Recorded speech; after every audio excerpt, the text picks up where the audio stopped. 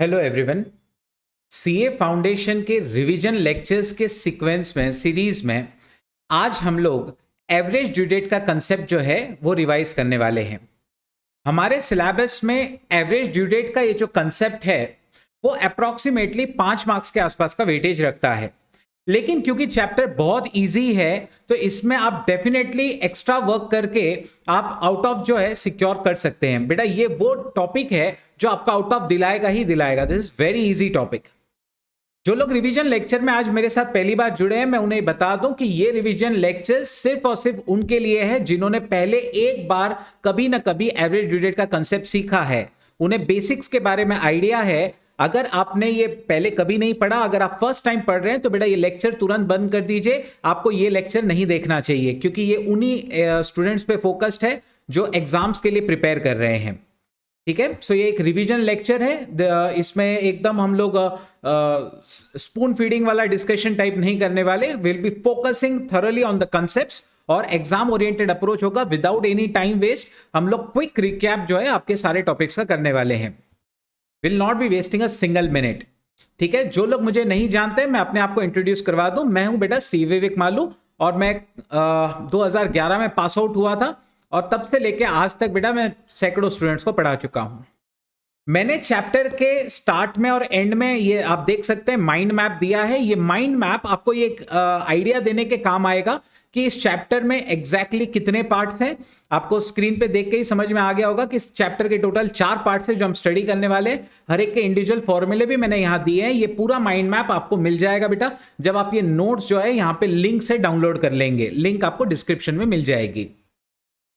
Mind map हम लोग पूरा लेक्चर एक बार थरली हमारा कंप्लीट हो गया, उसके बाद में हम लोग देख लेंगे फिर से, ताकि माइंड मैप आपको समझ में आ जाए कि एग्जैक्टली उसे यूज कैसे करना है।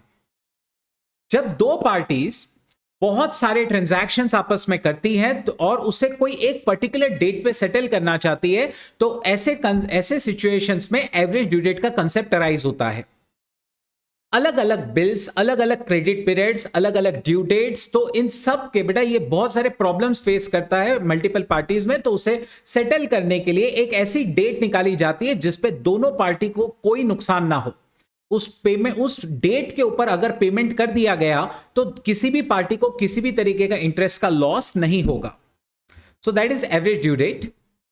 जब भी बिल्स ऑफ एक्सचेंज के अगर वहां पे टॉपिक्स मिलेंगे, क्वेश्चंस मिलेंगे आपको, तो बिल्स ऑफ एक्सचेंज के क्वेश्चंस में आपको यह बात ध्यान रखनी है कि आपको 3 दिन ग्रेस के ऐड करने पड़ते हैं। लेकिन ग्रेस के जो दिन है वो आपको डिमांड के जो इंस्ट्रूमेंट्स हैं उस पे ऐड नहीं करने होते, जो साइट पे पेएबल होते हैं उस पे ऐड नहीं किए जाते, और ऑन प्रेजेंटमेंट वाले उस पर भी बेटा डेज ऑफ ग्रेस ऐड नहीं होते। नेक्स्ट, जब भी आप ड्यू डेट कैलकुलेट कर रहे होंगे तो ये बात आपको ध्यान में रखनी है कि अगर स्पेसिफाइड डेट पे पेएबल है, डिमांड पे पेएबल है, तो अपन ग्रेस डेज ऐड नहीं करते। ड्यू डेट अगर पब्लिक हॉलीडे पे है तो अपने को एक दिन पहले का लेना पड़ता है, और ड्यू डेट के दिन अगर कोई इमरजेंसी हॉलीडे हो गई तो आपको नेक्स्ट जो वर्किंग डे होगा उसके ऊपर आपको बेटा इसका पेमेंट करना पड़ता है। मैंने आपसे पहले ही कहा था ये लेक्चर बिल्कुल फोकस्ड होगा एग्जाम ओरिएंटेड अप्रोच के हिसाब से, तो हम लोग टाइम वेस्ट नहीं करेंगे, हम लोग जो रेलिवेंट है उसी को स्टडी करने वाले हैं। ये एक रिवीजन लेक्चर है बेटा, अगर आपको थरा लेक्चर चाहिए तो प्लीज आप दूसरा लेक्चर देखिए। ओके, इस चैप्टर में टोटल 4 तरीके के प्रॉब्लम्स हैं। एक, जब मल्टीपल इंस्टॉलमेंट्स में अमाउंट दी जाती है, जैसे मल्टीपल बिल्स रेस किए जाते हैं और उसका रीपेमेंट एक इंस्टॉलमेंट में होगा। म्यूचुअल ओइंग्स का सेटलमेंट, जब एक ही पार्टी माल लेती बेचती दोनों भी है।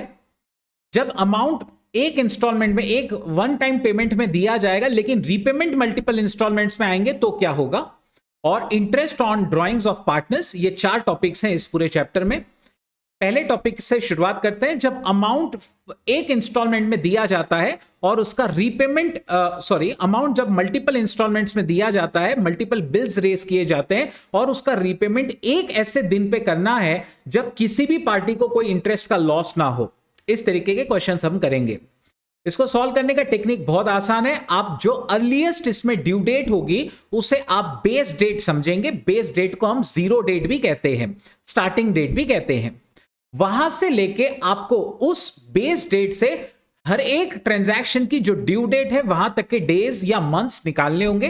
अगर क्वेश्चन में मंथ्स दिया होगा, मंथ्स इन सेंस जैसे अगर सारी ड्यू डेट्स जैसे 1 जनवरी 1 फरवरी ऐसी है, या 31 दिसंबर 31 मार्च ऐसी डेट्स हैं, तो आप मंथ्स में कर लीजिए कैलकुलेशन, नहीं तो ज्यादातर क्वेश्चंस में हम लोग डेज में ही कैलकुलेशंस करते हैं।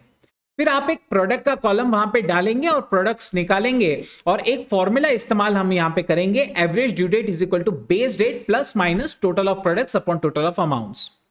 बेस डेट हम कोई भी चूज कर सकते हैं, लेकिन कन्वीनियंस के लिए हम हमेशा शुरुआत की पहली डेट ही बेस डेट लेते हैं। अगर आप कोई और दूसरी डेट से भी लेंगे, आंसर आपका डिफर नहीं करेगा। अगर आपका आंसर डेसिमल्स में आता है, जनरली हम इसका राउंडिंग ऑफ अपवर्ड करते हैं। आपके टेक्स्ट बुक्स में दिया हुआ है कि राउंडिंग ऑफ 0.5 के ऊपर का है तो अगला डेट, और 0.5 के नीचे का है तो पहले वाला डेट। लेकिन आपके टेक्स्ट बुक्स में ही कुछ क्वेश्चंस में बेटा डेसिमल्स में आंसर आ रहा है, तो उन्होंने तुरंत फॉरवर्ड मतलब अपवर्ड राउंडिंग ऑफ की हुई है। जैसे 120.2 आया तो उन्होंने 121 डेज लेके सॉल्विंग किया है। और कुछ क्वेश्चंस ऐसे भी हैं जिसमें 120.003 आया है तो 120 ही पकड़ा गया है। मतलब अगर क्या बोलते हैं 0.5 के ऊपर है तो आपको राउंडिंग ऑफ करनी है, और 0.5 के नीचे तो राउंडिंग ऑफ नहीं करनी, ऐसा इंस्टीट्यूट कहती है। लेकिन एग्जाम्स में उन्होंने ज्यादातर क्वेश्चंस में बेटा अपवर्ड राउंडिंग ऑफ ही की है, इसलिए मैं हमेशा स्टूडेंट्स को सजेस्ट करता हूं कि आप अपवर्ड राउंडिंग ही करिए। नेक्स्ट, ये बात ध्यान में रखिए, जब भी आप डेज कैलकुलेट कर रहे हैं तो आपको डेज जहां से आप स्टार्ट कर रहे हैं और जहां पे आप खत्म कर रहे हैं उसमें एक दिन एक्सक्लूड कर लेना है कोई भी। या तो आप स्टार्टिंग डेट एक्सक्लूड कर सकते हैं या एंडिंग डेट एक्सक्लूड कर सकते हैं। जैसे फॉर एग्जांपल अगर आप 1 जनवरी से 15 जनवरी के बीच में के दिन निकाल रहे हैं तो आपको 14 दिन गिनने चाहिए, 15 दिन नहीं गिनने चाहिए। या तो आप 1 जनवरी को एक्सक्लूड करो या 15 जनवरी को एक्सक्लूड कर दो। अब इसको समझने के लिए बेटा, इसको कैलकुलेट करने के लिए आपको इस तरीके का एक टेबल बनाना पड़ता है जिसमें 6 कॉलम्स की आपको जरूरत पड़ती है। डेट ऑफ ट्रांजैक्शन या डेट ऑफ बिल, उसके ऊपर कितना क्रेडिट पीरियड दिया गया है, कितना पीरियड ऑफ बिल है। याद रखिएगा जब बिल्स ऑफ एक्सचेंज होता है तो उसमें ग्रेस डेज ऐड करते हैं, लेकिन अगर क्रेडिट पीरियड दिया हुआ होता है तो बेटा उसमें ग्रेस डेज ऐड नहीं होता। नॉर्मल पार्टीज भी, नॉर्मल बिजनेसमैन भी एक दूसरे को जब माल लेती देती है तो उसमें क्रेडिट पीरियड देती है, उसमें ग्रेस डेज ऐड नहीं करते। Due date, amount, days from base date to the due date, इसका कॉलम और प्रोडक्ट का कॉलम, इतने कॉलम्स आपको लेने पड़ेंगे। ठीक है, अब इसको समझाने के लिए एक क्वेश्चन मैंने यहां पे ले रखा है, calculate average due date from the following information. यहां पे आप देख सकते हैं 5 अलग अलग तरीके के ट्रांजैक्शंस हैं, 5 अलग अलग डेट्स हैं, उनका टर्म दिया हुआ है और उसकी अमाउंट्स भी दी गई हैं। और आपको एक ऐसी डेट निकालनी है जिसपे पेमेंट अगर किया गया तो किसी पार्टी को कोई लॉस नहीं होगा। उन्होंने एक स्पेसिफिक कंडीशन दी है कि फरवरी को आपको 28 डेज का अज्यूम करना है। नाउ अब इस क्वेश्चन को सॉल्व करने के लिए बेटा मैंने यहां पे एक चार्ट रेडी रखा है और उसमें पूरी इंफॉर्मेशन जो है, जो हमें जरूरी है, जो हमें दी गई है, वो मैंने पहले ही डाल दी है। ठीक है, ताकि हमारा टाइम वेस्ट ना हो। ओके, मैंने आपसे पहले ही कहा था बेटा ये फास्ट चलेगा, हम लोग अननेसेसरी टाइम वेस्ट नहीं करेंगे। I really appreciate your time, really value your time, will not be wasting, will not be spending time on unnecessary things. 10 अगस्त 21 से 3 महीने का बिल है। आपको 6 कॉलम्स की जरूरत पड़ती है, जैसे कि मैंने आपको थोड़ी एक पहले स्लाइड में भी बताया। Date of bill, term of bill, due date, amount, days from base date और प्रोडक्ट। सो अब आपको 10 अगस्त 21 से, क्योंकि ये बिल है, ओके, हम लोग इसे यहां पे बिल का मतलब बिल्स ऑफ एक्सचेंज होता है, तो हम लोग इसमें 3 दिन ग्रेस के भी ऐड करने वाले हैं। तो 10 अगस्त 21 से पहले तो 3 महीने जोड़ो, 10 अगस्त, सितंबर, अक्टूबर, नवंबर, तो 10 नवंबर पे मैं आ गया, 3 दिन और, यानी 13 नवंबर बेटा यहां पे क्या आने वाला है, डेट आने वाला है 13 नवंबर 21। नेक्स्ट, वैसे ही 22 अक्टूबर 2021 से 60 दिन आपको लेना है बेटा। अक्टूबर के कितने हो जाएंगे, अक्टूबर के 9 दिन, ठीक है ना, क्योंकि 31 डेज का अक्टूबर होता है, 22 हमने एक्सक्लूड कर लिए, तो अक्टूबर के 9, दिसंबर के 31, बराबर है 40 तो हो गए, बराबर है 40 तो हमारे हो गए।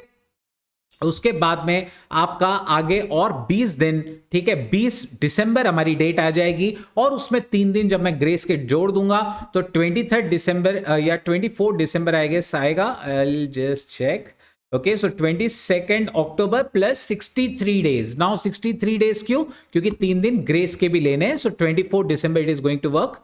ओके, एक्चुअली नवंबर में इट इज 30 डेज, सो इसलिए यहां पे 30 नवंबर के, 9 अक्टूबर के, सो 39 प्लस 21 दिसंबर के और 3 दिन ग्रेस।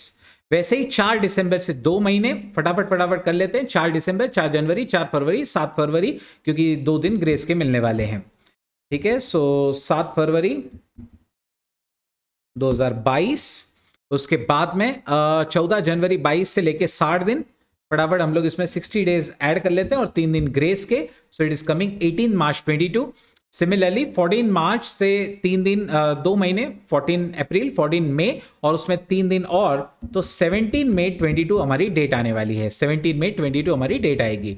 अब इसमें डेट, बेस डेट कौन सी लेंगे हम लोग? जो सबसे पहली डेट है। आप ड्यू डेट्स में बेटा डेट ऑफ बिल में नहीं देखना, ड्यू डेट में जो सबसे पहली डेट है, इनमें देखो नवंबर, दिसंबर, फरवरी, मार्च में, अरे वाह फिब्रुवरी पहले है, नो, ये ईयर चेंज हो गया। 13 नवंबर 2021 सबसे पहली डेट है, तो मैं इसको बेस डेट पकड़ रहा हूं और टेबल के नीचे तुरंत मैंने लिख लिया कि लेट 13 नवंबर 21 जो है वो हमारी बेस डेट बन गई। ठीक है, अब आपको बेस डेट से लेके ड्यू डेट ऑफ ट्रांजैक्शन तक आपको हर बार डेज निकालने हैं।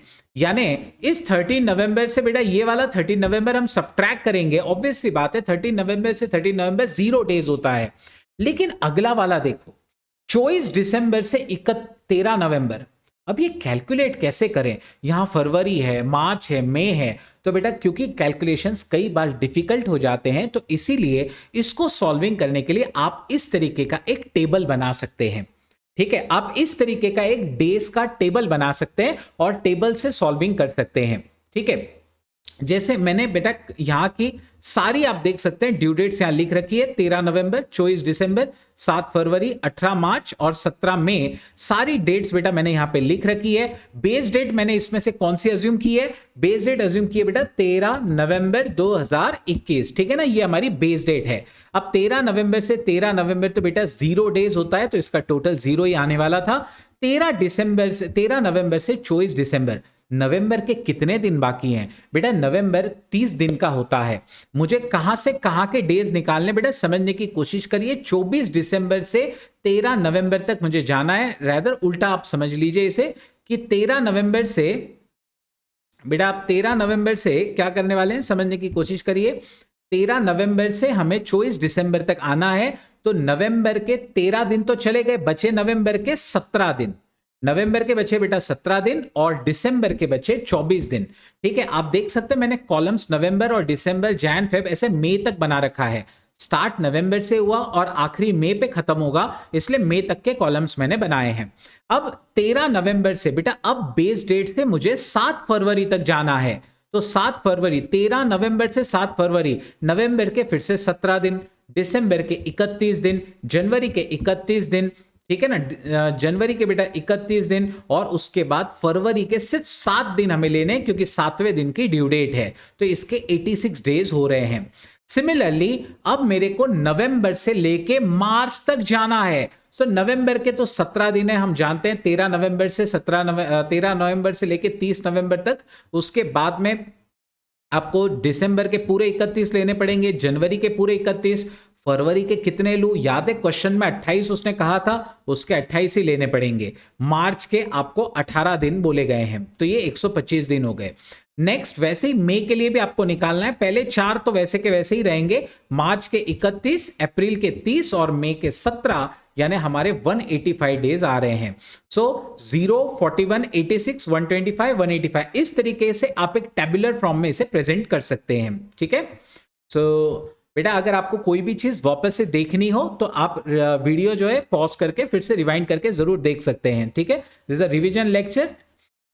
सो 0, you have got 41, 86, 125, 185, सो ये सारे हमने डेज बेटा फिल कर लिए और फिर हम लोग प्रोडक्ट निकालेंगे 6000 इंटू दिस। सो इस तरीके से अमाउंट और डेज का बेटा प्रोडक्ट किया जाएगा और अब ये हो जाने के बाद आपको दोनों कॉलम्स की टोटल करनी है, अमाउंट के कॉलम की और प्रोडक्ट के कॉलम की। अमाउंट की आप देख सकते हैं मैंने ऑलरेडी टोटल कर रखी है, प्रोडक्ट की भी बेटा यहां पे टोटल हो चुकी। और अब मुझे क्या करना चाहिए, मुझे एडीडी कैलकुलेट करना चाहिए। एडीडी निकालने का फॉर्मूला भी मैंने यहां दिया है आपको, base date plus minus, base date तो यहां दी हुई है, plus minus total of products upon total of amounts. तो मैं एक बार कैलकुलेट कर लेता हूं कि total of products upon total of amounts होता कितना है।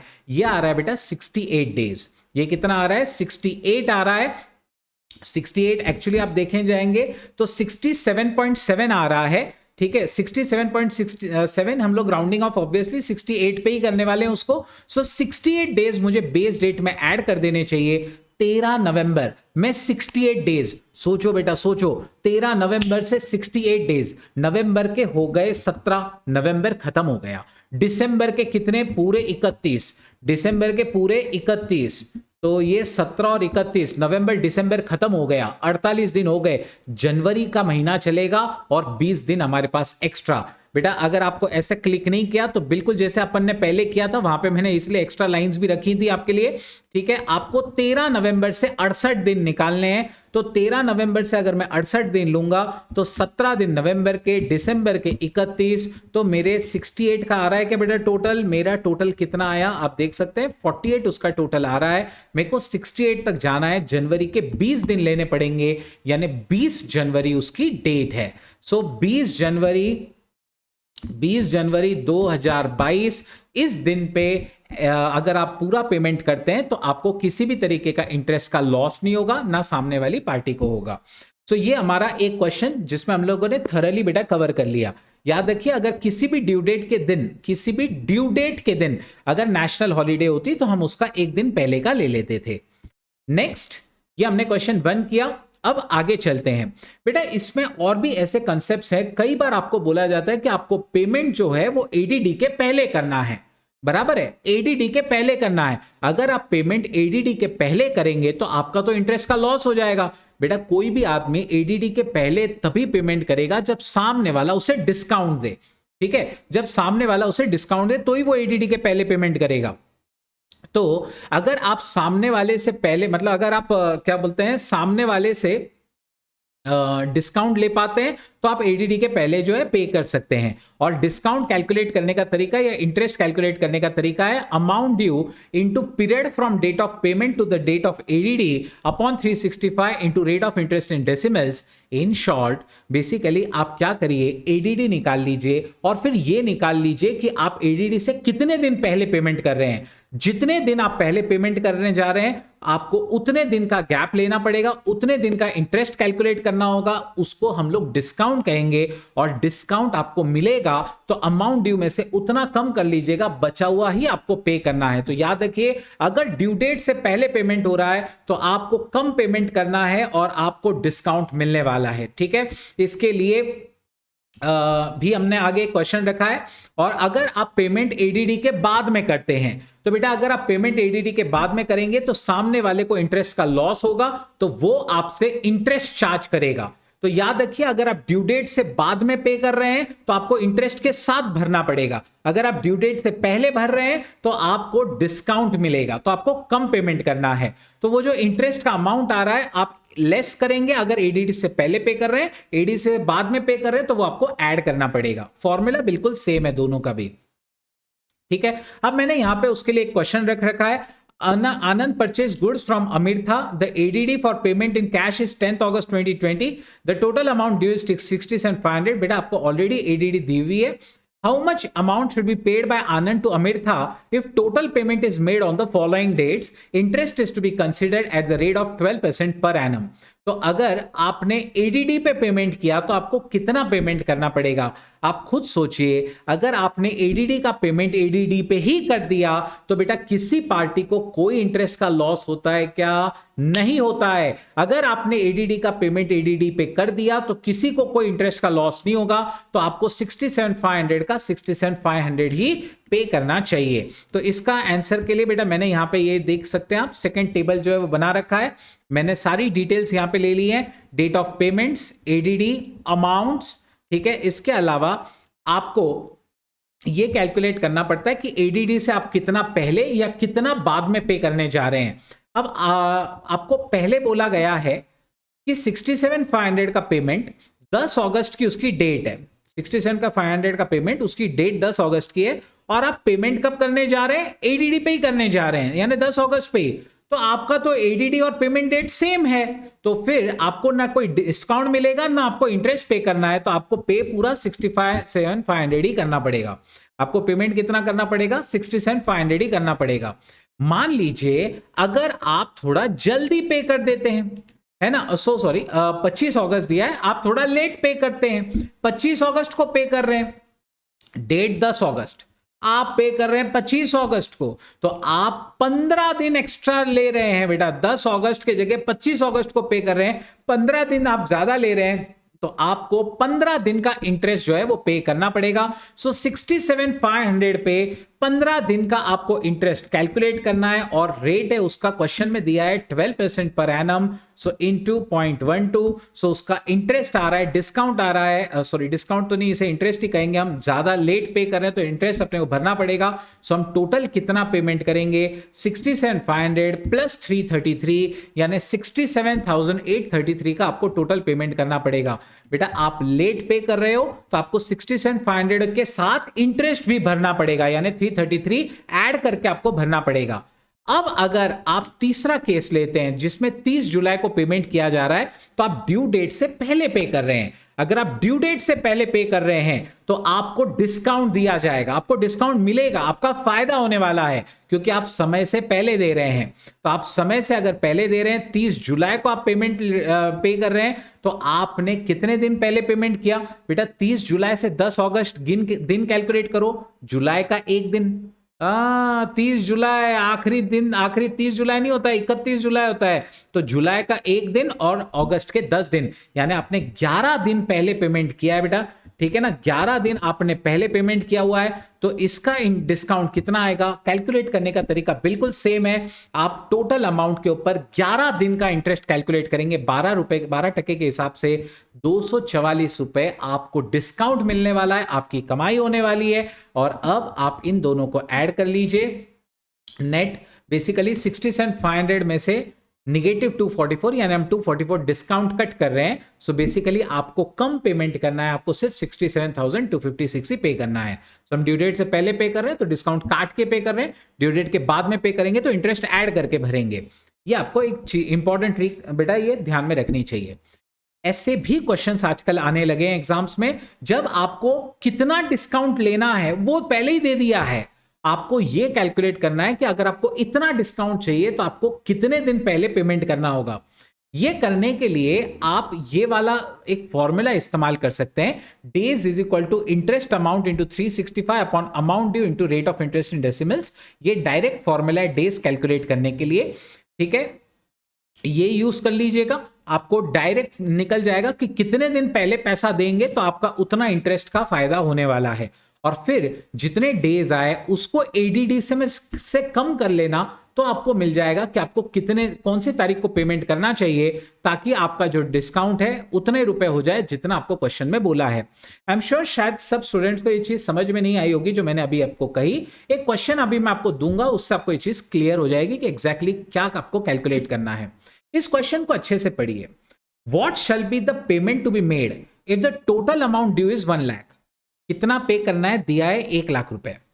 एवरेज ड्यू डेट दी हुई है 3 सितंबर, तो यार सिंपल है, एवरेज ड्यू डेट दी हुई है तो आपको एवरेज ड्यू डेट को ही पे करना चाहिए।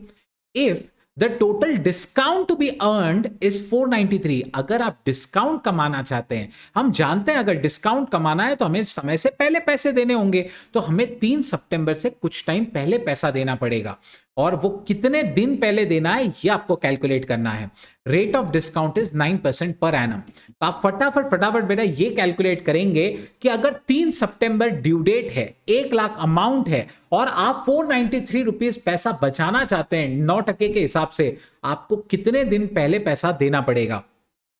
ठीक है, एक तो आप हमारा फॉर्मूला लगा सकते हैं, या मैं आपको एक और ट्रिक देता हूं बेटा, वो ट्रिक से भी आप इसका सॉल्विंग कर सकते हैं। वो ट्रिक ये है कि आप ये कैलकुलेट कर लो कि एक दिन का डिस्काउंट कितना होता है। एक दिन का, जैसे 1 लाख रुपए है, बराबर है 9% है, निकालो एक दिन का कितना होता है बेटा, कैलसी पे फटाफट। 1 लाख इंटू 9% इंटू 1/365, तो आपको पता चलेगा कि एक दिन का डिस्काउंट कितना होता है। मैं भी कैलकुलेट कर लेता हूं बेटा, यहां पे 1 लाख इंटू 9% डिवाइड बाई 365, मेरा आंसर कुछ आ रहा है बेटा 24.6575 समथिंग। मैं इसे मेमोरी में स्टोर कर देता हूं, और उसके बाद में मैं ये कैलकुलेट करता हूं कि भाई 493 कमाने के लिए मुझे कितने दिन लगेंगे।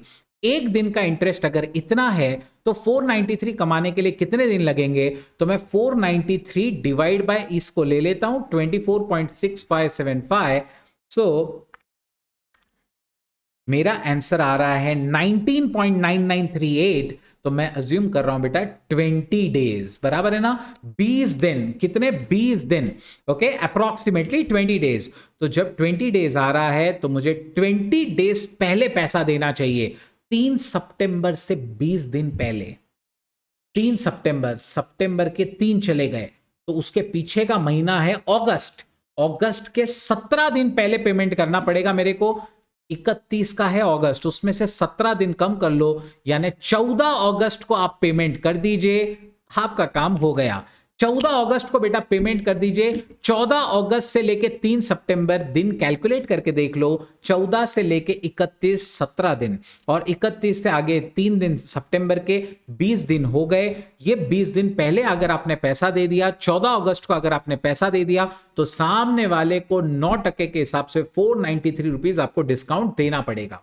ऐसे क्वेश्चन रिसेंट के पेपर्स में आए थे, ठीक है। आई एम श्योर आपको पूरा क्लियर हो गया है कि आप कैसे कर रहे हैं। आप एक दिन का इंटरेस्ट पहले कैलकुलेट कर रहे हैं और फिर टोटल जो डिस्काउंट हो रहा है उसको उससे डिवाइड करके हमें यह मिल गया कि हमें कितने दिन पहले पैसा देना चाहिए, ठीक है। ऐसे भी क्वेश्चंस एग्जाम में आते हैं। नेक्स्ट, अब अगर हम बात करें सेटलमेंट ऑफ म्यूचुअल ओइंग्स, बेटा ये हमारी सेकेंड कैटेगरी ऑफ क्वेश्चंस है। कई बार ऐसा भी होता है कि सेम पार्टी माल लेती भी है, माल बेचती भी है, ठीक है ना।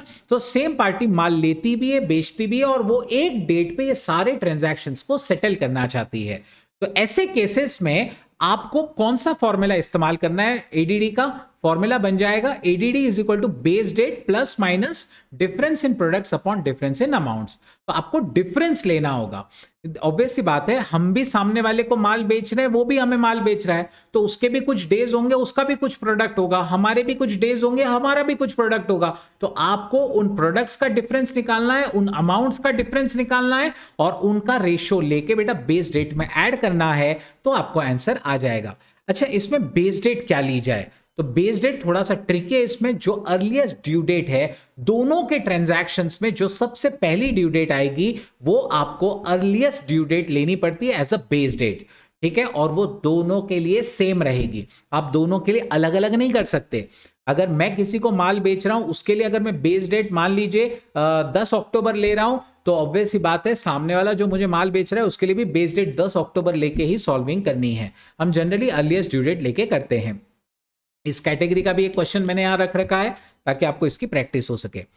To traders X and Y दोनों गुड्स खरीदते हैं बेटा एक दूसरे से, बराबर है, और दोनों एक दूसरे को 1 मंथ क्रेडिट दे रहे हैं। क्रेडिट क्रेडिट क्रेडिट, बेटा क्रेडिट बोलते ही आपके दिमाग में घंटी बजनी चाहिए। ये क्रेडिट है, ये बिल ऑफ एक्सचेंज नहीं है, इसमें ग्रेस डेज नहीं होंगे, ठीक है ना, इसमें ग्रेस डेज नहीं होने वाले। 3 महीने के बाद उनके अकाउंट्स कुछ इस तरीके से थे कि गुड्स एक्स ने वाई को ये 3 डेट्स पे इतने इतने रुपए के बेचे, जो वाई ने एक्स को बेचे इनकी डेट्स ये थी और इनका अमाउंट ये था। आपको ऐसी डेट कैलकुलेट करनी है जिसपे पूरा ये सेटल कर सकते हैं ताकि किसी को कोई इंटरेस्ट का लॉस ना हो, ठीक है। तो म्यूचुअल ओइंग्स के क्वेश्चंस में फॉर्मूला हम जानते हैं, टेक्निक बहुत इजी है, तो इसको भी सॉल्व करने के लिए बेटा हम लोग चार्ट तो यहां रेडी रखे हुए ही हैं, है ना, हमें टाइम वेस्ट करना ही नहीं बेटा आपका, ठीक है। जब भी आपको लगे कि नहीं आपको टेबल बनाना है, आपको मेरे साथ में करना है, बेटा वीडियो पॉज कर लो और पॉज करने के बाद सॉल्व कर लो साथ साथ में, है ना। चलिए, डेट ऑफ सेल दिया हुआ है बेटा यहां पे, ड्यू डेट का मैंने कॉलम लगाया है, अमाउंट का column, days from base date और प्रोडक्ट का कॉलम, ये कॉलम्स की हमें जरूरत पड़ेगी। और क्योंकि दोनों पार्टीज ने एक दूसरे को माल बेचा था, एक्स ने वाई को, वाई ने एक्स को, तो मैंने दोनों के ट्रांजैक्शंस बेटा यहां पे लिख रखे हैं, दोनों के भी ट्रांजैक्शंस यहां पे लिख रखे हैं। आप देख सकते हैं 18 अप्रैल, 15 मई, 17 जून, अलग अलग डेट्स, 18 अप्रैल, 15 मई, 17 जून, 60, 70, 80 और 23 अप्रैल, 24 मई, ठीक है, जो वाई ने एक्स को बेचा 52 और 50। और अब इनकी ड्यू डेट्स निकालते हैं। बेटा ड्यू डेट्स कैसे निकलेगी? आपको बोला है एक एक महीना ऐड कर लो, एक एक महीना क्रेडिट का है, ऑब्वियस सी बात है 18 अप्रैल से एक महीना में जोड़ूंगा तो 18 में, ग्रेस डेज नहीं लूंगा क्योंकि सिर्फ क्रेडिट पीरियड है, बिल ऑफ एक्सचेंज नहीं है। So let's just add 1 month okay, let's just add 1 month. So ये कितना हो गया बेटा? ये हो गया आपका 18 अप्रैल से 18 मई। ईयर यहां पे दिया हुआ है बेटा, मैं ईयर बाद में इसका रिमूव कर लेता हूं। ईयर जो है एक काम करते हैं हम लोग, तुरंत इसका रिमूव कर लेते हैं, नहीं तो कंफ्यूजन क्रिएट हो जाएगा, क्योंकि क्वेश्चन में हमें ईयर्स नहीं दिए थे। बराबर ना बेटा, क्वेश्चन में हमें ईयर्स नहीं दिए थे, तो हम ईयर को जो है वो रिमूव कर लेते हैं। ऐसे ही 15 मई से एक दिन एक महीना ऐड करूंगा तो 15 जून, और 17 जून से एक महीना 17 जुलाई। सिमिलरली 23 अप्रैल से 23 मई और 24 मई से 24 जून पे हम लोग पहुंच जाएंगे। तो ये हमारी ड्यू डेट्स आ गई, और ये ड्यू डेट्स आने के बाद बेटा आपको क्या कहा था, बेस डेट किसको पकड़ना है? इन सारी ड्यू डेट्स में जो अर्लीस्ट ड्यू डेट है, 18 मई, 15 जून, 17 जुलाई, 23 मई, 24 जून, सबसे पहला है 18 मई। सबसे पहले क्या है बेटा? 18 मई। अंडरस्टैंड? सो 18 मई ये सबसे पहला है। 18 मई, यस 18 मई, यस। सो 18 मई हमारी सबसे पहली डेट है, और अब हम लोग 18 मई से 18 मई बेस डेट से हर एक ट्रांजैक्शन तक के डेज कैलकुलेट करेंगे हमेशा के जैसे। सो 18 मई से 18 मई 0 डेज, 18 मई से 15 जून कैलकुलेट कर लो फटाफट, 18 मई से 15 जून 28 दिन। वैसे ही ऐसे इसको कैसे करना है मैंने आपको बताया था बेटा, इसका टेबल बना के अपन सॉल्व करते हैं नॉर्मली, है ना। अभी इजी है, मई के 13 दिन, अभी अगर आपको ये क्लिक नहीं किया कैसे आया, तो बेटा मई के 18 तो हो चुके थे, 13 दिन मई के और जून के 15। सिमिलरली 18 मई से अगर मैं 17 जुलाई पे जा रहा हूं, मई के मुझे 13 दिन तो लेने ही है, जून के पूरे 30 और जुलाई के 17 दिन लेने पड़ेंगे। ठीक है ना बेटा, जुलाई के 17 दिन मुझे लेने पड़ेंगे। सिमिलरली 18 मई से 23 में सिर्फ 5 दिन होते हैं, और 18 मई से 23 जून पर अगर मुझे आना है तो मई के तो पूरे 13 और जून के 24 यानी 37 दिन बेटा मेरे को लेके सॉल्विंग करनी पड़ेगी। और अब प्रोडक्ट अपन हमेशा के जैसे कैलकुलेट कर लें फटाफट। प्रोडक्ट्स आ गए। सिमिलरली इसके भी प्रोडक्ट्स हमने निकाल लिए, और अब आपको डिफरेंस कैलकुलेट करना है बेटा। डिफरेंस, क्यों डिफरेंस कैलकुलेट करना है? याद है आपको फॉर्मूला क्या था? ये देखो, base date plus minus difference of products upon difference of amounts. So हमें प्रोडक्ट्स और अमाउंट्स दोनों के डिफरेंसेस निकालने हैं। पहले वाला अमाउंट है 210, दूसरा वाला 102, तो हमारी अमाउंट का डिफरेंस है 108। वैसे ही हमारे प्रोडक्ट्स का डिफरेंस है 4650। आपको इनका रेशियो लेना है, यानी 4650 को 108 से डिवाइड कर दीजिए, आंसर 43.06 आ रहा है। हम 43 डेज ही लेने वाले हैं, एकदम नजदीक आ रहा है ना 43 के, इसलिए मैं 43 ले रहा हूं। थोड़ा भी ज्यादा ऊपर रहता था ना, मैं अगला दिन ले लेता था, 44 ले लेता था। ठीक है, एकदम ही नजदीक है 43 के, इसके लिए 43 ले रहा हूं। आपके टेक्स्ट बुक में भी वही अप्रोच है। सो 43 डेज मुझे 18 मई से ऐड करने पड़ेंगे। 18 मई हमारी बेस डेट थी, 18 मई से 43 डेज। ओके, मई के 13 दिन, बराबर है ना। मई के कितने दिन? 13 दिन। उसके बाद जून, जून के कितने दिन? जून के हो गए 30। अरे जून के 30 और मई के 13 ये तो हो गए, तो 30 जून इसकी एडीडी आने वाली है। क्या आने वाली है? 30 जून बेटा इसकी एडीडी आने वाली है। यस 30 जून बेटा, यहां से लेके 43 डेज अगर मैं इसमें ऐड करता हूं, आप चेक कर सकते हैं इसमें 43 डेज जैसे ही मैं ऐड कर लेता हूं,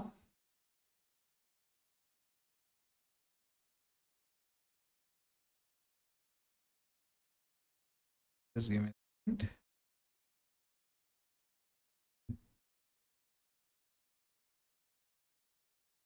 यस 18 मई से 43 डेज जब ऐड करते हैं बराबर 30 जून हो जाता है। ठीक है, आप कैलकुलेट करके भी देख सकते हैं, अगर कुछ क्वेरी होगा तो डेफिनेटली बताइएगा। ओके, सो ये हो गया हमारा 4th क्वेश्चन ना। इसी के जैसे हम लोग अब आगे चलेंगे। ये हमारा सेकंड कैटेगरी ऑफ क्वेश्चन था जब म्यूचुअल ट्रांजैक्शंस किए जाते थे। अब हम लोग थर्ड कैटेगरी की तरफ आ रहे हैं, जब अमाउंट एक इंस्टॉलमेंट में दिया जाता था, एक लोन दिया जाता है और उसका रीपेमेंट वेरियस इंस्टॉलमेंट में आता है। जनरली लोन्स हम लोग देखते हैं इंस्टॉलमेंट्स में आते हैं।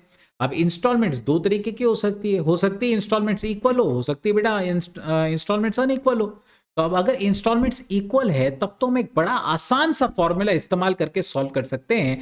अगर इंस्टॉलमेंट्स इक्वल हुई तो बेटा आप ये फॉर्मूला यूज करेंगे, आप जितनी भी आपको रीपेमेंट्स आने वाली उसका एवरेज ड्यू डेट निकालेंगे, और उसका फॉर्मूला है ADD of repayments is equal to date of loan plus sum of days, months, years from the date of lending to the date of repayment of each installment। यानी loan की date से आपको installments की date तक के days, months या years लेने हैं और उसे नंबर ऑफ इंस्टॉलमेंट से डिवाइड करके, मतलब इनकी सबकी टोटल करके इसको डिवाइड करना है और वो लोन में ऐड कर लेना, तो आपको एडीडी ऑफ रीपेमेंट मिल जाएगा। और फिर इंटरेस्ट कैसे निकालते हैं, लोन की डेट से एडीडी के डेट के बीच में का जो पीरियड आ रहा है उतने दिन का आपको लोन के ऊपर इंटरेस्ट लगाना पड़ता है। So this how you calculated. ठीक है, मैं वापस रिपीट कर रहा हूं एक बार, जो भी आपके मतलब डेट ऑफ लोन से हर एक इंस्टॉलमेंट तक की डेट तक का आप पीरियड निकालेंगे और वो निकालने के बाद उनकी टोटल करके नंबर ऑफ इंस्टॉलमेंट से डिवाइड कर देंगे, उसको लोन की डेट में ऐड कर लिया तो आपको एडीडी ऑफ द रीपेमेंट्स मिल जाएगा। और फिर इंटरेस्ट कैलकुलेट करने के लिए आप लोन की डेट से एडीडी के डेट तक का पीरियड लेंगे और उतना लोन के ऊपर इंटरेस्ट निकाल लेंगे, उतने पीरियड का। इसको समझाने के लिए भी बेटा मैंने एक यहां पे क्वेश्चन ले रखा है। A lend 25,000 to B on 1 January 11, amount 5 half yearly instalments में आने वाला था जो 1 जनवरी से शुरू होने वाली थी। 5 हाफ ईयरली इंस्टॉलमेंट 6 महीने से। Calculate ADD and interest eight 10% per annum.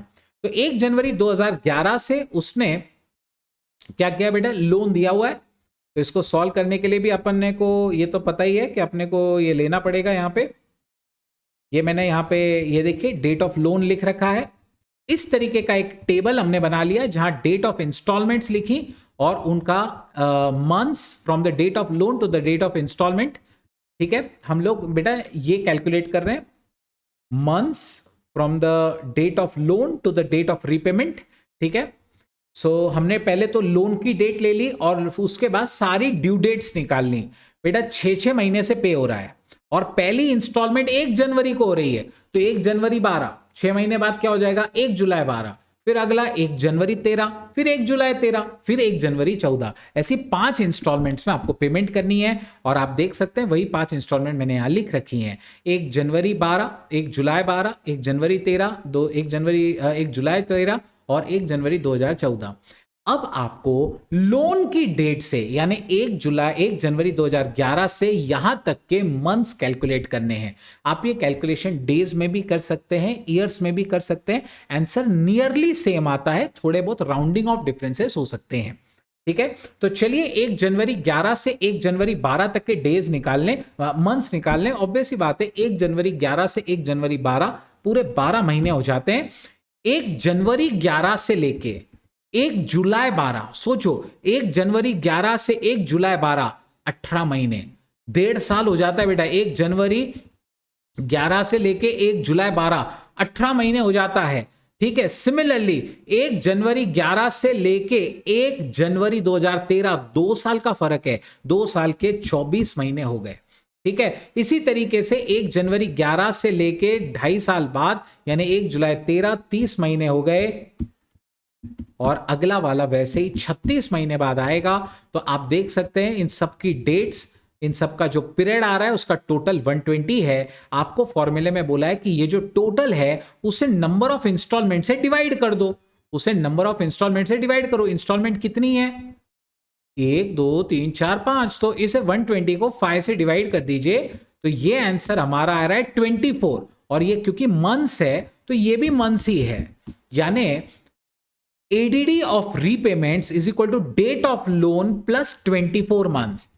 ADD of loan is equal to क्या हो जाएगा बेटा, is equal to ADD of loan repayments is equal to date of loan.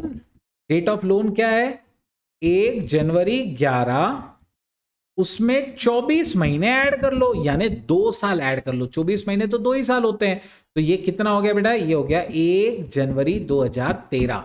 ठीक है ना, 1 जनवरी 2013। हमने इसे 5 से डिवाइड किया, ये सारा कैलकुलेशन मंथ्स में था तो हमने 5 से डिवाइड किया, 1 जनवरी 13 आया। और 1 जनवरी 13 आ जाने के बाद आप क्या करेंगे, समझने की कोशिश करिए। आपको लोन पे इंटरेस्ट कैसे कैलकुलेट करना है, आप लोन की डेट से एडीडी के डेट तक का पीरियड देखो। 1 जनवरी 11 से 1 जनवरी 13, टोटल 24 महीने होते हैं, 2 साल होते हैं। तो आपको लोन के ऊपर 2 साल का इंटरेस्ट निकालना पड़ेगा। कितना? 2 साल का बेटा इंटरेस्ट निकालना पड़ेगा लोन पे। तो चलिए जल्दी से लोन के ऊपर हम 2 साल का इंटरेस्ट कैलकुलेट कर लें। 25,000 के ऊपर 25,000 के ऊपर 2 साल का इंटरेस्ट और रेट क्या है? 10%, 2 साल का। तो ये कितना हो जाता है? ये ऑब्वियसली बात है 5,000 आने वाला है। कितना आने वाला है? 5,000 रुपए आने वाला है। इतना इंटरेस्ट ऑन लोन हो जाएगा। सो आप जब भी लोन के क्वेश्चंस कर रहे हैं ना बेटा, ये बात ध्यान में रखिएगा, बेस डेट हमेशा लोन की डेट ही होती है। जब भी हम लोन के क्वेश्चंस कर रहे हैं तो बेस डेट हमेशा लोन की डेट ही होती है, बेस डेट और कोई दूसरी डेट नहीं होती। नेक्स्ट, अब हम लोग अगले टॉपिक की तरफ चलते हैं। अगर इंस्टॉलमेंट्स अनइक्वल होती तो क्या होता? इंस्टॉलमेंट इक्वल थी तब तो हमने फॉर्मूला लगा लिया, लेकिन अगर इंस्टॉलमेंट अनइक्वल होगी तो क्या होगा? तो और इजी है। अगर इंस्टॉलमेंट अनइक्वल है ना, तो अपन जैसे एडीडी कैलकुलेट करते थे वैसे ही एडीडी निकालो। ऑब्वियसली बात है, बेस डेट तो लोन की डेट ही लेनी है अपने को, और फिर लोन की डेट से एडीडी तक का आपको लोन के ऊपर ब्याज निकाल लेना है, जैसा अपन ने पिछली टेक्निक में किया। बिल्कुल वैसे ही अपने को करना है। इसके लिए भी मैंने आपके सॉल्विंग के लिए एक प्रॉब्लम यहां पे ले रखा है। 20,000 lent on 1 January 15 is repaid as follows. 2500 अलग अलग डेट पे, ये सब अलग अलग डेट्स पे रीपे हो रहे हैं। Determine the ADD for settling the above installment by a single payment and compute interest at the rate of 10% per annum. ठीक है, सो 20,000 दिया एक इंस्टॉलमेंट में, लेकिन रीपेमेंट मल्टीपल इंस्टॉलमेंट में आया है। तो हमारे थर्ड कैटेगरी का क्वेश्चन है, और आप देख सकते हैं उसकी डेट्स और अमाउंट्स बिल्कुल अलग अलग हैं। तो इसको सॉल्व करने के लिए आपको नॉर्मल एडीडी निकालनी पड़ेगी, है ना। इन सबकी एडीडी निकाल लो बेस डेट, लोन की डेट लेके। तो चलिए बेटा, ये मैंने क्वेश्चन यहां पे लिख रखा है आपके लिए, है ना। 1 जनवरी 16, 1 जनवरी 17, 18, 19, 20, ये सब आपकी डेट्स हैं। अमाउंट्स वही हैं जो क्वेश्चन में दी है। और अब हमें months from base date, base date क्या लेंगे? बेस डेट लोन की डेट ली जाती है। लोन के क्वेश्चंस में हमेशा लोन की डेट ही बेस डेट बनती है। सो वो डेट है 1 जनवरी 2015, है ना, 1 जनवरी 2015। सो यही डेट बेटा मैं यहां पे लिख लेता हूं, 1 जनवरी 2015। तो चलिए, months from base date 1 January 15 से 1 जनवरी 16, कितने महीने? 12 महीने। ये तो साल में भी आप कर सकते हैं, 1 ईयर भी आप बोल सकते हैं। ठीक है, 1 जनवरी 15 से 1 जनवरी 17 हम हमेशा बेस डेट से कैलकुलेट करेंगे। सो 1 जनवरी 15 से 1 जनवरी 17, 2 साल हो गए, 24 महीने। 1 जनवरी 15 से 1 जनवरी 18, 3 साल हो गए, 36 महीने।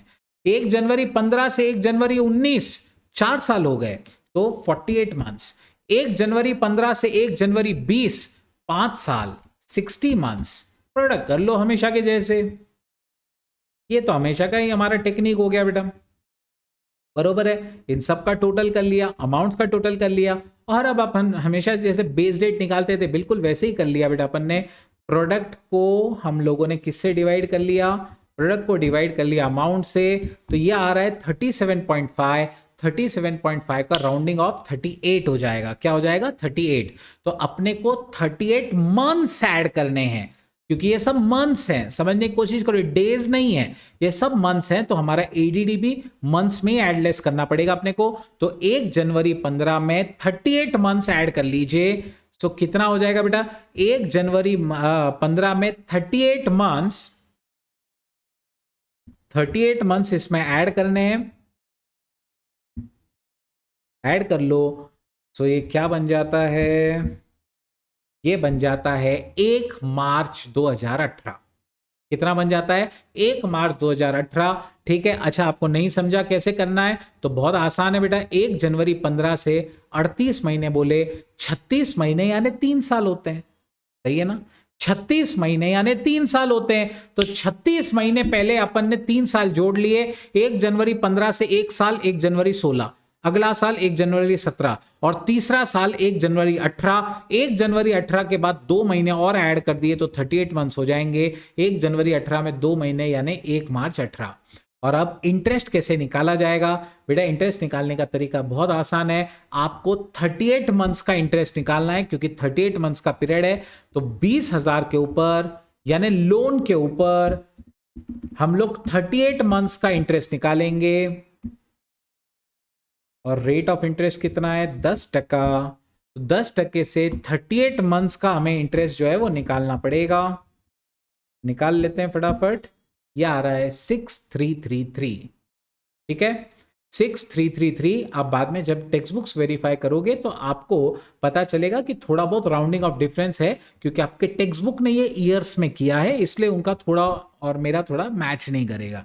ठीक है, लेकिन जो मैंने किया है वो एकदम परफेक्ट है। सो इट्स वेरी सिंपल, है ना। जब लोन का रीपेमेंट मल्टीपल इंस्टॉलमेंट्स में आता है तो आपको बिल्कुल इस तरीके से करना है। बिल्कुल बेटा आपको इस तरीके से करना है। नॉर्मल एडीडी निकाली, बेस डेट लोन की डेट ले ली, और वो ले लेने के बाद में हमने बेस डेट से कैलकुलेशंस जो है वो स्टार्ट कर दिया। ओके, चलिए अब अगला टॉपिक और आखिरी टॉपिक जो हमारे इस चैप्टर का है वो है इंटरेस्ट ऑन ड्राइंग्स का। एडीडी का एक एप्लीकेशन इंटरेस्ट ऑन ड्राइंग्स पे भी होता है। इंटरेस्ट ऑन ड्राइंग्स, देखिए ड्राइंग्स भी मल्टीपल डेट्स पे की जाती है, और ड्राइंग्स पे भी फर्म्स क्या करती है, अपने पार्टनर से इंटरेस्ट वसूल करती है। तो फिर इन दैट केस हम ऐसे केसेस में एडीडी को कैसे अप्लाई करते हैं? हम सारे ड्राइंग्स का एडीडी निकाल लेते हैं। ठीक है, और फिर एडीडी की डेट से लेके 31 मार्च यानी ईयर एंड डेट तक का हम पीरियड निकालते हैं, और फिर उस पीरियड के ऊपर इंटरेस्ट लगाया जाता है। आया बेटा समझ में? क्या करना है, आप क्या करेंगे, जितनी आपने ड्राइंग्स किए, जितने पार्टनर्स ने ड्राइंग्स किए, उन सारी ड्राइंग्स का एडीडी निकालो। तो पार्टनर्स की ड्राइंग्स की एवरेज डेट आपको मिल जाएगी। वो एवरेज डेट से लेके 31 मार्च तक की डेट तक का इंटरेस्ट कैलकुलेट करो, और इंटरेस्ट कैलकुलेट कर लेने के बाद जितना पीरियड आ रहा है उतने पीरियड का आप क्या कर लीजिए, इंटरेस्ट जो है वो कैलकुलेट कर लीजिए, है ना। जितना भी पीरियड फ्रॉम एडीडी टू 31 मार्च आ रहा है उसका उस पीरियड का इंटरेस्ट कैलकुलेट कर लो, बस हो गया आंसर, है ना। तो इसका भी मैंने एक सवाल आपके लिए यहां पे ले रखा है। A partner in a firm has the following amounts, has drawn the following amounts for the half year ended 31 March, assume February as 28 days. ये एडजस्टमेंट है ना, बहुत तकलीफ देती है बच्चों को। फेब्रुआरी को 28 दिन लेने का है हमेशा।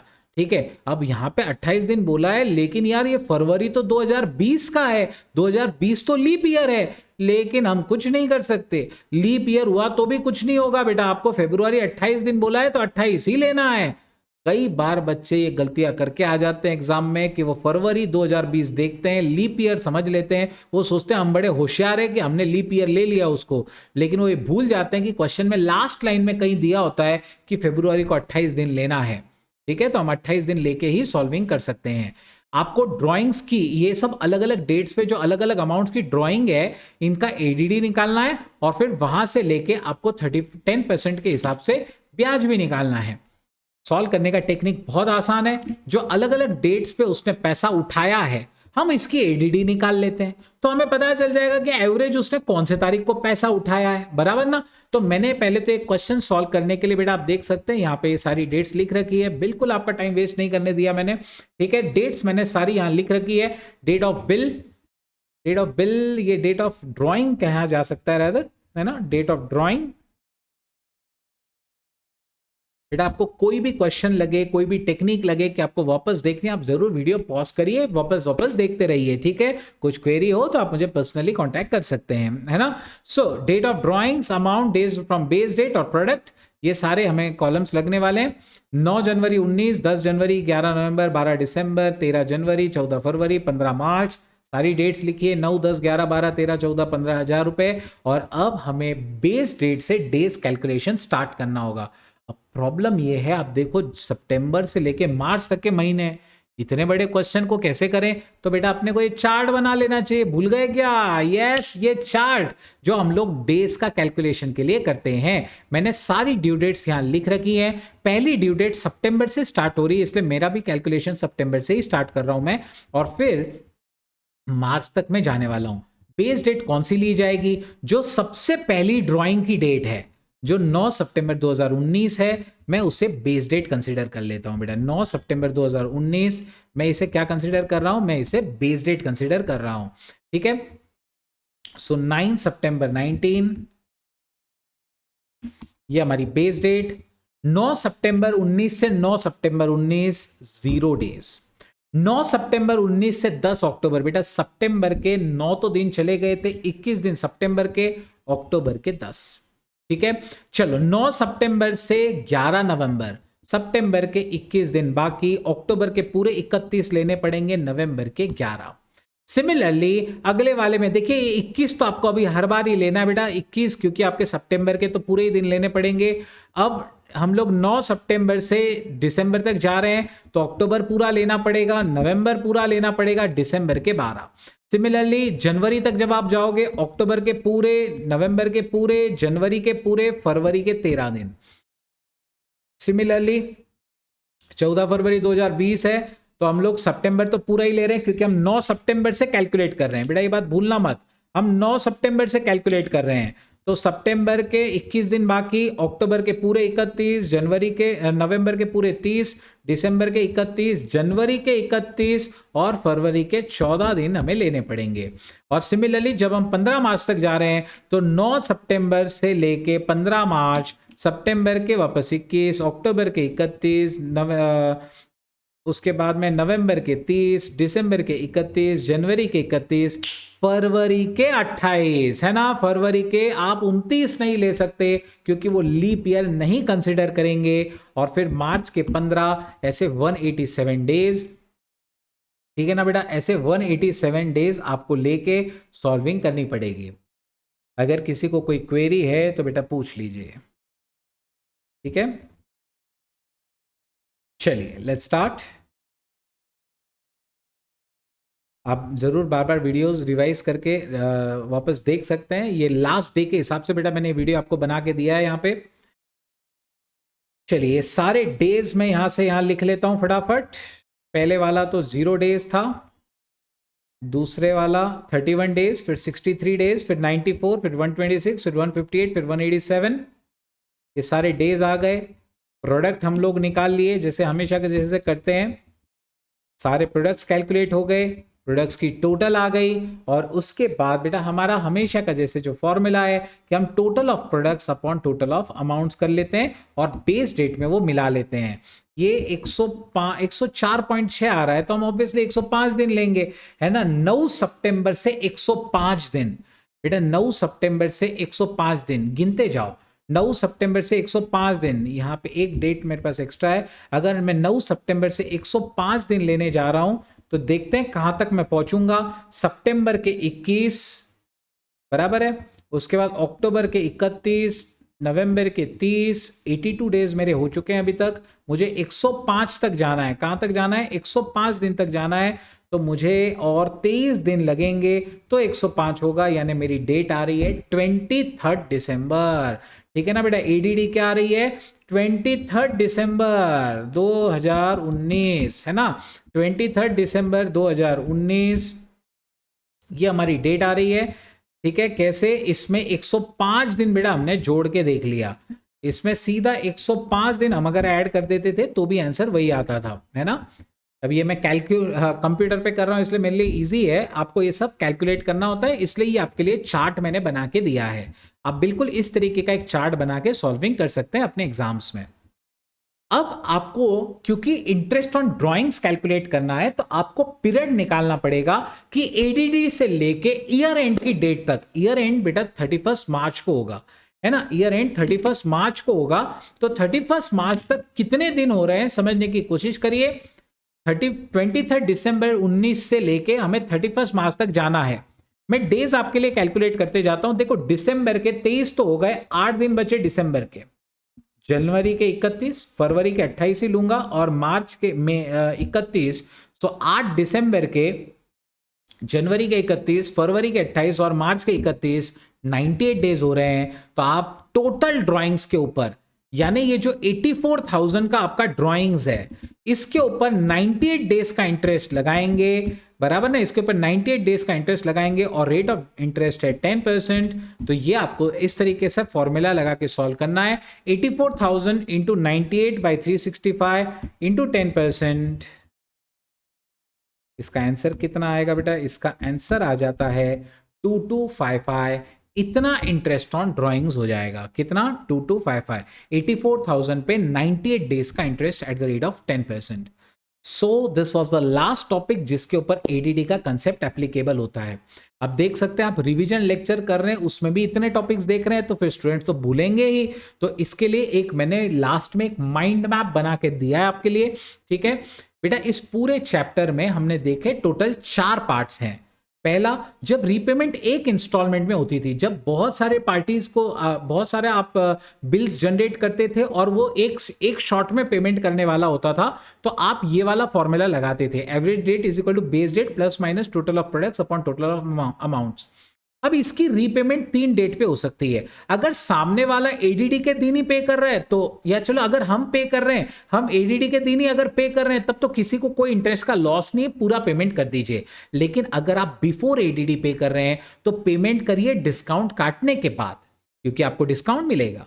अगर आप एडीडी के बाद में पे कर रहे हैं तो आपको इंटरेस्ट ऐड करके पेमेंट करना है, भूलिएगा मत, आपको इंटरेस्ट ऐड करके पेमेंट करना है। और इंटरेस्ट और डिस्काउंट कैलकुलेट करने का फॉर्मूला दोनों का सेम है, amount due multiply by period from date of ADD. मतलब जिस दिन आप पे कर रहे हैं वहां से लेके एडीडी के बीच में का जितना भी पीरियड है, उतने दिन का आपको अमाउंट ड्यू के ऊपर इंटरेस्ट निकाल लेना है। It's very simple. अगर आप पहले पे कर रहे हैं तो डिस्काउंट काट लो, बाद में कर रहे हैं तो इंटरेस्ट मिला लो।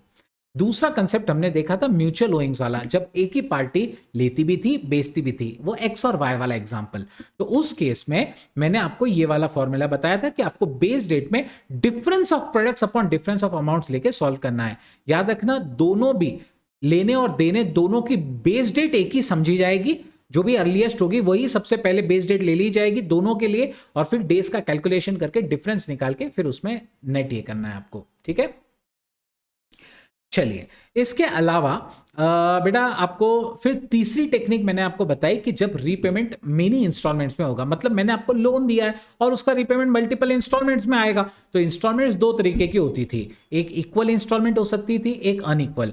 इक्वल के लिए याद है आपको ये फॉर्मूला मैंने आपको सिखाया है ना, date of loan plus sum of days months years, loan की डेट से रीपेमेंट की डेट तक का, उसके हर एक इंस्टॉलमेंट के डेज या मंथ्स निकालते जाओ, टोटल करो, फिर नंबर ऑफ इंस्टॉलमेंट से डिवाइड कर लो, तो जो आएगा उसे लोन की डेट में ऐड कर देना, तो आपको एडीडी ऑफ रीपेमेंट मिल जाएगा। एक बार एडीडी ऑफ रीपेमेंट मिल गया, लोन की डेट से एडीडी की डेट तक का इंटरेस्ट कैलकुलेट कर लो, आ गया बेटा आंसर, है ना। और अगर इंस्टॉलमेंट्स अनइक्वल हुई तो क्या होगा? अगर इंस्टॉलमेंट्स अनइक्वल हो गई तो फिर आप क्या करेंगे? नॉर्मल एडीडी जैसे अपन हमेशा निकालते हैं, एडीडी निकालेंगे सारी रीपेमेंट्स का, लेकिन इसमें एक शर्त है, बेस डेट के लिए लोन की डेट ही लेनी पड़ेगी।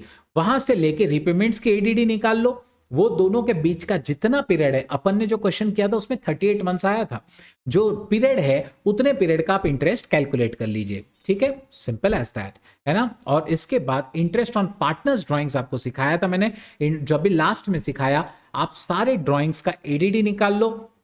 एडीडी निकाल लेने के बाद आपको एडीडी की डेट से आपको सारे पार्टनर्स का बेटा जो भी ड्राइंग्स होगा उस ड्राइंग्स का एडीडी निकालना है। एडीडी की डेट से लेके आपको 31 मार्च तक की डेट, है ना, यानी फाइनेंशियल ईयर एंड तक की डेट जो है, अगर कैलेंडर ईयर है तो ऑब्वियसली 31 दिसंबर तक आप जाएंगे, फाइनेंशियल ईयर एंड तक की डेट तक का पीरियड निकाल लो एडीडी से लेके वहां तक का, और वो निकाल लेने के बाद में उसके ऊपर आप इंटरेस्ट कैलकुलेट कर लो, बस हो गया बेटा। तो ये पूरे चैप्टर में सिर्फ इतना ही था और कुछ भी नहीं। ठीक है, आई एम श्योर आपको वीडियो जरूर पसंद आया होगा, अगर पसंद आया तो जरूर लाइक कीजिएगा और आपके सारे दोस्तों के साथ उसे शेयर भी कर लीजिएगा। Thank you so much. अगले सीक्वेंस में हम लोग और एक रिवीजन लेक्चर जो है वो लेके आएंगे। Stay tuned. Okay, thank you so much, bye bye.